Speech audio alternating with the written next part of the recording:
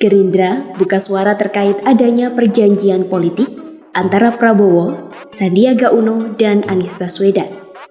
Pernyataan itu disampaikan oleh Ketua Harian DPP Partai Gerindra, Sufmi Dasko Ahmad, pada Selasa 31 Januari 2023. Perjanjian yang dimaksud merujuk pada kesepakatan antar tiga politisi itu menjelang Pilkada 2017 saat Sandi dan Anies maju sebagai cagup. Dasko pun menekankan bahwa perjanjian itu benar adanya. Kendati demikian, Dasko enggan menyampaikan isi perjanjian tersebut.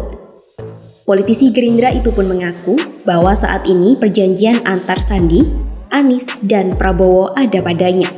Menurut Dasko, isi perjanjian yang ditulis tangan oleh Fadlizon itu bersifat internal dan tidak untuk dikonsumsi oleh publik.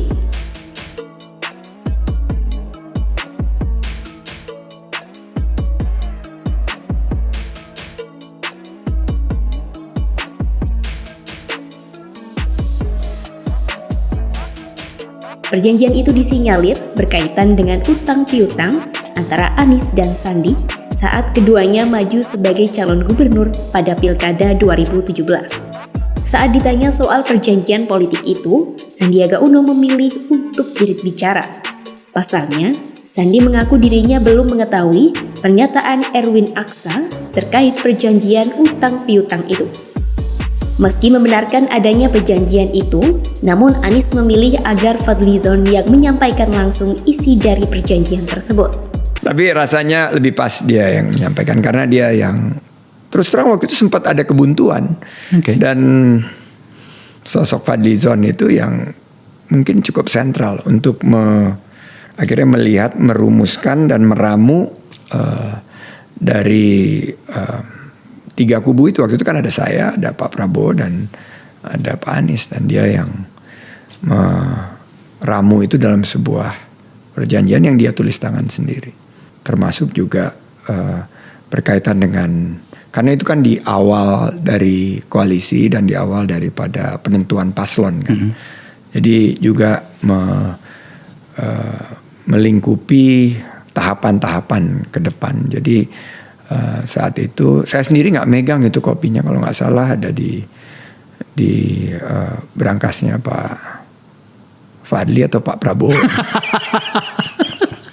Erwin mengaku dirinya turut menyusun drafting perjanjian dan menyaksikan Sandi meminjamkan sekitar 50 miliar rupiah kepada Anies Baswedan. Nah kemudian saya baru tahu juga waktu itu memang waktu putaran pertama ya logistik juga susah. Jadi logistik juga susah. Jadi ya yang punya logistik kan Sandi.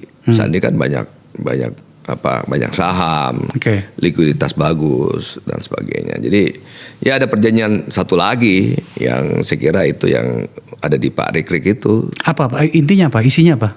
Ya intinya kalau tidak salah itu perjanjian utang piutang barangkali ya.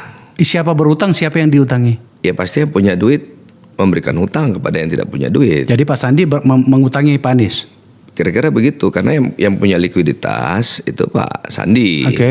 Kemudian memberikan pinjaman kepada Pak Anies ya kan. Karena waktu itu kan putaran pertama kan ya namanya juga lagi tertati-tati juga kan waktu itu. Jadi kira-kira begitu. Yang itu saya lihat dan itu ada di Pak Rikrik itu Pak. Berapa nilainya? Nilainya berapa ya? 50 miliar barangkali. 50 miliar? Ya. Selain soal piutang, Erwin juga menyebut perjanjian yang diteken Anies dan Sandi berkaitan dengan pembagian tugas sebagai gubernur dan wakil gubernur.